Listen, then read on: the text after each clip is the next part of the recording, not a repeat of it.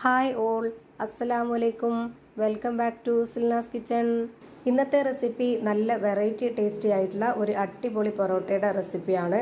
സാധാരണ നമ്മൾ പൊറോട്ട ഉണ്ടാക്കുന്ന പോലെ ഒരുപാട് എണ്ണ ഒഴിക്കുകയോ അല്ലാന്നുണ്ടെങ്കിൽ ഒരുപാട് ഇട്ട് പരത്തിയോ കുഴക്കുകയോ ഒന്നും ചെയ്യാതെ വളരെ പെട്ടെന്ന് തയ്യാറാക്കി എടുക്കാൻ പറ്റുന്ന നല്ല ടേസ്റ്റി ആയിട്ടുള്ള ഫില്ലിങ്സോട് കൂടിയ ഒരു കിടിലൻ ടേസ്റ്റി ആയിട്ടുള്ള ഒരു പൊറോട്ടയാണിത്. ഇതിനകത്ത് നിറച്ചിരിക്കുന്ന മസാലയും അതുപോലെ തന്നെ ഇതിന്റെ മാവൊക്കെ ഒരു പ്രത്യേക രീതിയിലാണ് റെഡിയാക്കി എടുക്കുന്നത്. എന്തായാലും എല്ലാവർക്കും ഇഷ്ടാവും, അത്രയും ടേസ്റ്റി ആയിട്ടുള്ള ഒരു പൊറോട്ടയാണ്. ഈ റെസിപ്പിയിലോട്ട് കിടക്കുന്നതിന് മുമ്പായി സിൽനാസ് കിച്ചൺ ചാനൽ ആദ്യമായിട്ട് കാണുന്നവരാണെങ്കിൽ പ്ലീസ് ഒന്ന് സബ്സ്ക്രൈബ് ചെയ്തേക്കണേ. ഒപ്പം തന്നെ ഈ വീഡിയോസ് നിങ്ങൾക്ക് ഇഷ്ടപ്പെടുകയാണെങ്കിൽ ഒരു ലൈക്ക് ചെയ്ത് ഷെയർ ചെയ്ത് സപ്പോർട്ട് ചെയ്യാനും മറക്കരുത്. ഇനി നമുക്ക് റെസിപ്പിയിലോട്ട് കിടക്കാം. അപ്പോൾ ആദ്യം തന്നെ ഇതിന് വേണ്ടിയിട്ടുള്ള മാവ് തയ്യാറാക്കാം. അപ്പോൾ ഇതിനു വേണ്ടി ആദ്യം തന്നെ ഞാനിവിടെ ഒരു പാത്രത്തിലേക്ക് 2 കോഴിമുട്ട പൊട്ടിച്ചൊഴിച്ചു കൊടുത്തിട്ടുണ്ട്. ഇനി ഇതിലേക്ക് ആവശ്യത്തിനുള്ള ഉപ്പും 1 സ്പൂൺ അളവിൽ പഞ്ചസാരയും 1 നുള്ള് സോഡാപ്പൊടിയും ഇട്ട് കൊടുക്കുന്നുണ്ട്. നമ്മുടെ ഈ ഒരു പൊറോട്ട നല്ല സോഫ്റ്റ് ആയിട്ട് കിട്ടാൻ വേണ്ടിയിട്ടാണ് സോഡാപ്പൊടി ഇട്ട് കൊടുത്തിട്ടുള്ളത്. ഇനി ഇതൊരു വിസ്ക് വെച്ചിട്ട് നന്നായിട്ട് ഇതുപോലെ ഒന്ന് അടിച്ചെടുക്കാം.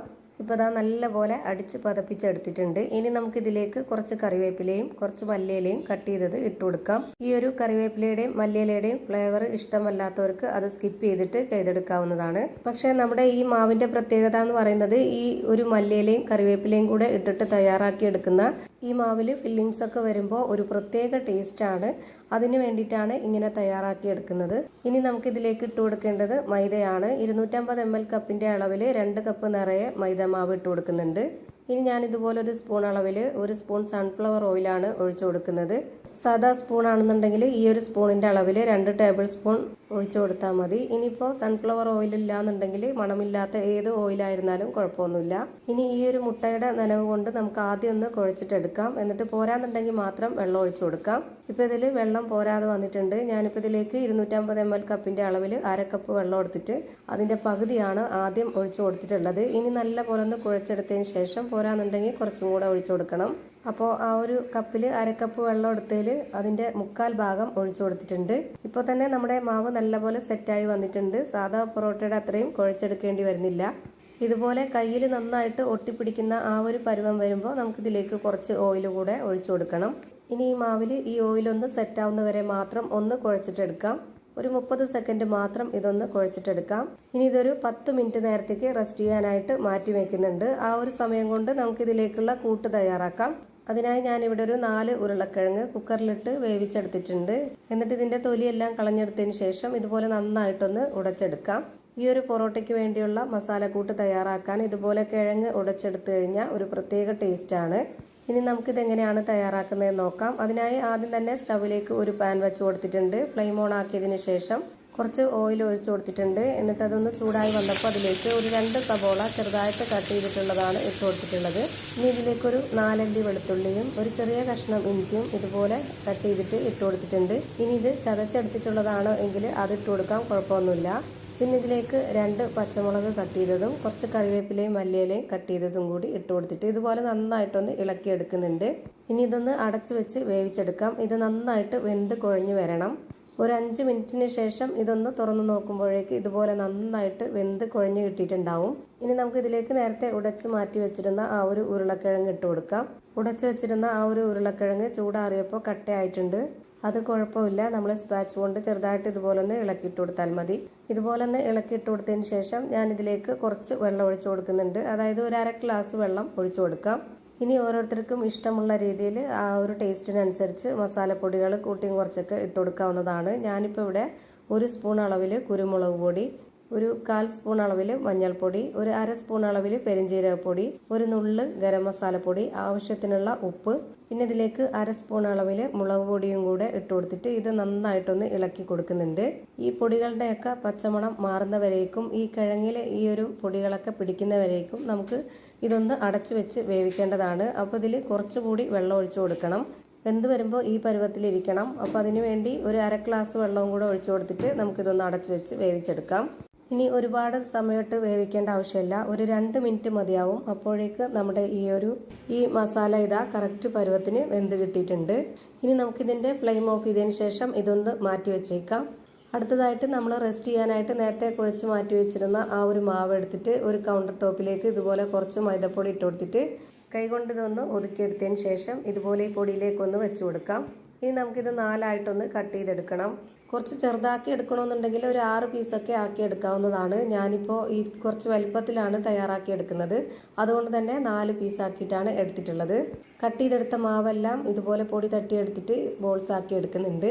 ഇതുപോലെ മാവ് നന്നായിട്ടൊന്ന് ഒതുക്കിയെടുത്താൽ മാത്രമേ നമ്മൾ തയ്യാറാക്കിയെടുക്കുന്ന ആ ഒരു പലഹാരം കറക്റ്റ് പരുവത്തിലും ഷേപ്പിലൊക്കെ കിട്ടുള്ളൂ. ഇനി ഇതിലേക്ക് ഒരു കാര്യം കൂടി ചെയ്യാനുണ്ട്. ഇത് മറക്കരുത്. ഇത് നമ്മുടെ പലഹാരം നല്ല രീതിയിൽ കിട്ടാൻ വേണ്ടിയിട്ടുള്ളതാണ്. അതായത് നമ്മൾ തയ്യാറാക്കിയെടുക്കുന്ന മാവ് ഒട്ടിപ്പിടിക്കാതെ നല്ല കറക്റ്റ് പരുവത്തിൽ ലെയറോട് കൂടിയൊക്കെ കിട്ടാൻ വേണ്ടിയിട്ടാണ് ഇങ്ങനെ ചെയ്യുന്നത്. അപ്പോൾ അതിന് വേണ്ടിയിട്ട് ഞാൻ ഇതുപോലൊരു പാത്രത്തിലേക്ക് ഇതേപോലൊരു സ്പൂൺ അളവിൽ 1 സ്പൂൺ മൈദപ്പൊടി ഇട്ട് കൊടുത്തിട്ട് അതേ സ്പൂൺ അളവിൽ തന്നെ 2 സ്പൂൺ ഓയിലാണ് ഒഴിച്ചു കൊടുത്തിട്ടുള്ളത്. ഇതുപോലെ നന്നായിട്ടൊന്ന് മിക്സ് ചെയ്തെടുത്തതിന് ശേഷം ഇനി നമുക്കിതൊന്ന് മാറ്റി വെച്ചേക്കാം. അടുത്തതായി കൗണ്ടർ ടോപ്പിലേക്ക് കുറച്ച് പൊടി ഇട്ട് കൊടുത്തതിന് ശേഷം നമുക്കിതിലേക്ക് നേരത്തെ റെഡിയാക്കി വെച്ചിരുന്നതിൽ നിന്നും ഒരു ബോൾസ് എടുത്ത് വെച്ച് കൊടുത്തിട്ട് ഇതേപോലെ ഒന്ന് പരത്തിയെടുക്കാം. ഒരുപാട് വട്ടത്തിലല്ല, കുറച്ച് നീളത്തിലാണ് ഇത് പരത്തി റെഡിയാക്കി എടുക്കേണ്ടത്. ഒരുപാട് ബലം പ്രയോഗിക്കാതെ നല്ല സോഫ്റ്റ് ആയിട്ട് വേണം ഇതുപോലെ പരത്തിയെടുക്കാനായിട്ട്. എന്നിട്ട് നമുക്കിതിലേക്ക് ഇതിൻ്റെ ഒരു പകുതി ഭാഗം നമ്മൾ നേരത്തെ റെഡിയാക്കി വെച്ചിട്ടുള്ള ആ ഒരു ഓയിലിൻ്റെ മിക്സിൽ ഇതുപോലെ ഒരു ബ്രഷ് മുക്കിയെടുത്തതിന് ശേഷം ഇങ്ങനെ ഒന്ന് സ്പ്രെഡ് ചെയ്ത് കൊടുക്കണം. മുഴുവനായിട്ടും വേണ്ട, ഇതിൻ്റെ പകുതി മാത്രം ഇതുപോലെ ഒന്ന് സ്പ്രെഡ് ചെയ്ത് കൊടുത്താൽ മതി. ഇനി ബാക്കി ഭാഗത്ത് റെഡിയാക്കി വെച്ചിരുന്ന ആ ഒരു കിഴങ്ങിൻ്റെ മസാലയാണ് വെച്ച് കൊടുക്കുന്നത്. എന്നിട്ട് ഇതുപോലെ കുറച്ചൊന്ന് പരത്തി കൊടുത്ത ശേഷം രണ്ടറ്റവും മുഴുവനായിട്ട് ഇതുപോലെ ഒന്ന് മടക്കി കൊടുക്കാം. മസാലയുള്ള ഭാഗം കുറച്ച് വീതിയിലും മസാല ഇല്ലാത്ത ആ ഒരു ഭാഗം കുറച്ചുകൂടെ ഒതുക്കിയിട്ടും മടക്കി കൊടുക്കണം. എന്നിട്ട് നമുക്ക് ഇതിൻ്റെ പകുതി വരേക്കും ഓയിലൊന്ന് ബ്രഷ് ചെയ്ത് കൊടുക്കാം. മസാല ഇല്ലാത്ത ഈ ഭാഗത്ത് വേണം നമ്മൾ ഓയിൽ ബ്രഷ് ചെയ്ത് കൊടുക്കാനായിട്ട്. എന്നിട്ട് നമുക്ക് മസാലയുള്ള ഭാഗം തൊട്ട് ഇതുപോലെ ഒന്ന് റോൾ ചെയ്തെടുക്കണം. എന്നിട്ട് നമുക്ക് ഇതുപോലെ വെച്ച് കൊടുത്തതിന് ശേഷം അതിൻ്റെ മുകളിലത്തെ ഭാഗം ഇതുപോലെ താഴോട്ടൊന്ന് താത്തി കൊടുത്തിട്ട് കൈകൊണ്ട് നല്ലപോലെ ഒന്ന് പ്രസ് ചെയ്ത് കൊടുക്കണം. അതിൻ്റെ ആ ഒരു തുമ്പ് ഭാഗം നമുക്ക് താഴോട്ട് വെച്ച് കൊടുത്തൊന്ന് ടൈറ്റ് ചെയ്ത് കൊടുത്താൽ മതി. എന്നിട്ട് കൈകൊണ്ട് തന്നെ ഇതുപോലെ നന്നായിട്ടൊന്ന് പ്രസ് ചെയ്ത് കൊടുക്കുക. എന്നിട്ട് കൈകൊണ്ട് തന്നെ നമ്മൾ ഇതുപോലെ ഒന്ന് കറക്കി കറക്കി പരത്തിയെടുത്താൽ മതി. ഒരുപാട് നന്നായി പരത്തിയെടുക്കരുത്, അപ്പോൾ അതിൻ്റെ ഫില്ലിങ്സ് ഒക്കെ പൊട്ടിപ്പോവും. അതുകൊണ്ട് ഈ ഒരു പരുവത്തിൽ നമുക്ക് റെഡിയാക്കി എടുക്കാം. ഇപ്പോൾ ഞാനിതുപോലെ ഈ ഒരു മാവ് റോളാക്കി എടുക്കുന്നത് ഒരു പ്രാവശ്യം കൂടെ കാണിച്ചു തരാം. ഇതുപോലെ മാവ് എടുത്തിട്ട് നന്നായിട്ട് പൊടിയിട്ട് പരത്തിയതിന് ശേഷം ഈ മാവിൻ്റെ പകുതി ഭാഗത്തേക്ക് ഓയിലിൻ്റെ മിക്സ് ഇതുപോലെ ഒന്ന് സ്പ്രെഡാക്കി കൊടുക്കുക. എന്നിട്ട് ബാക്കിയുള്ള ഭാഗത്ത് നമ്മൾ ഈ ഒരു മസാലയും കൂടെ വെച്ച് കൊടുത്തതിന് ശേഷം മസാലയുള്ള ഭാഗം കുറച്ച് വീതിയിലും മസാല ഇല്ലാത്ത ഭാഗം കുറച്ചൊന്ന് ഒതുക്കിയിട്ടും ഇതുപോലെ ഒന്ന് മടക്കിയെടുക്കണം. എന്നിട്ട് ആ ഒരു മസാല ഇല്ലാത്ത ഭാഗത്തേക്ക് കുറച്ച് ഓയിൽ മിക്സ് ഒന്ന് സ്പ്രെഡ് ചെയ്ത് കൊടുക്കണം. പിന്നെ നമ്മുടെ ആ ഒരു മസാല ഇരിക്കുന്ന ഭാഗം തൊട്ട് ഇതുപോലെ ഒന്ന് റോൾ ചെയ്തെടുത്തിട്ട് ഒന്ന് മടക്കി കൊടുക്കുക. എന്നിട്ട് നമുക്ക് കുറച്ച് പൊടി ഇട്ട് കൊടുത്തതിന് ശേഷം കൈകൊണ്ടൊന്ന് പ്രസ് ചെയ്ത് കൊടുക്കണം. കൈകൊണ്ട് വേണമെങ്കിലും പരത്തിയെടുക്കാം. ഇതുപോലെ നമുക്ക് ചപ്പാത്തിക്കോല് കൊണ്ടും പരത്തിയെടുക്കാവുന്നതാണ്. ഒരുപാടിട്ട് പരത്തരുത്, മസാലയൊക്കെ പൊട്ടിപ്പോവും അതിൻ്റെ ലെയറൊക്കെ. ഇതേപോലെ ചെയ്യുന്നത് നമുക്ക് ലെയറായിട്ട് കിട്ടാൻ വേണ്ടിയിട്ടാണ്. ഇപ്പോൾ ഞാനെല്ലാം റെഡിയാക്കി എടുത്തിട്ടുണ്ട്. ഇനി ഇത് നമുക്ക് ചുട്ടെടുക്കാം. അതിനായിട്ട് ഞാനിവിടെ ഒരു പാൻ സ്റ്റൗവിലേക്ക് വെച്ച് ഫ്ലെയിം ഓണാക്കി കൊടുത്തിട്ടുണ്ട്. അതിലേക്ക് കുറച്ച് ഓയിൽ ഒഴിച്ചു കൊടുത്തതിന് ശേഷം ഓയിൽ നന്നായിട്ടൊന്ന് സ്പ്രെഡ് ചെയ്ത് കൊടുക്കുന്നുണ്ട്. എന്നിട്ട് ഇനി പരത്തിയെടുത്ത മാവ് ഇതിലേക്ക് ഒരെണ്ണം ഇട്ട് കൊടുക്കാം.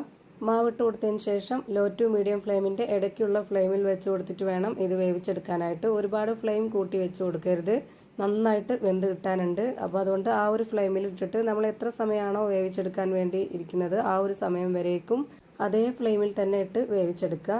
ഇതിൻ്റെ ഒരു ഭാഗം വെന്തതിന് ശേഷം ഞാനിപ്പോൾ ഇതൊന്ന് തിരിച്ചിട്ട് കൊടുത്തിട്ടുണ്ട്. ഇനി ഇതിൻ്റെ മുകളിലേക്ക് കുറച്ചുകൂടി ഓയിൽ ഒഴിച്ചു കൊടുക്കാം. ഒരു ഭാഗം നന്നായിട്ട് വെന്തതിന് ശേഷമാണ് ഇത് തിരിച്ചിട്ട് കൊടുത്തിട്ടുള്ളത്. ഈ ഒരു ഭാഗം പോലെ തന്നെ ഇനി താഴത്തെ ഭാഗവും വെന്ത് വരണം. ഇപ്പോൾ ഇതിൻ്റെ 2 സൈഡും നല്ലപോലെ വെന്ത് കിട്ടിയിട്ടുണ്ട്. ഇനി നമുക്കിത് എടുത്തു മാറ്റാം. അപ്പോൾ ഇതാ നല്ല ടേസ്റ്റി ആയിട്ടുള്ള അടിപൊളിയായിട്ടുള്ള പൊട്ടാറ്റോ പൊറോട്ട റെഡിയായി കിട്ടിയിട്ടുണ്ട്. ഇനി ഞാൻ ഇതിൻ്റെ അകം എങ്ങനെയാണ് ഇരിക്കുന്നതെന്ന് അറിയാനായിട്ട് കട്ട് ചെയ്ത് കാണിച്ചു തരാം. ഇതിൻ്റെ അകത്തൊക്കെ നിറയെ ഫില്ലിങ്സ് ആയിട്ട് നല്ല ടേസ്റ്റിയാണ് ഇത് കഴിക്കാനായിട്ട്. നിങ്ങളും ഇതുപോലെ ഒന്ന് ട്രൈ ചെയ്ത് നോക്കുക, നിങ്ങൾക്ക് എന്തായാലും ഇഷ്ടമാവും.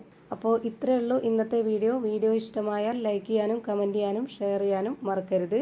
അതുപോലെ തന്നെ ഞാനിടുന്ന പുതിയ വീഡിയോസ് നോട്ടിഫിക്കേഷനായിട്ട് കിട്ടുന്നതിന് വേണ്ടി സബ്സ്ക്രൈബ് ചെയ്ത് ബെല്ലൈക്കൺ അമർത്തി അതിൽ ഓൾ എന്ന ഓപ്ഷൻ എനേബിൾ ചെയ്ത് കൊടുക്കാനും മറക്കരുത്. പുതിയൊരു വീഡിയോയുമായി വീണ്ടും വരും. Thank you for watching.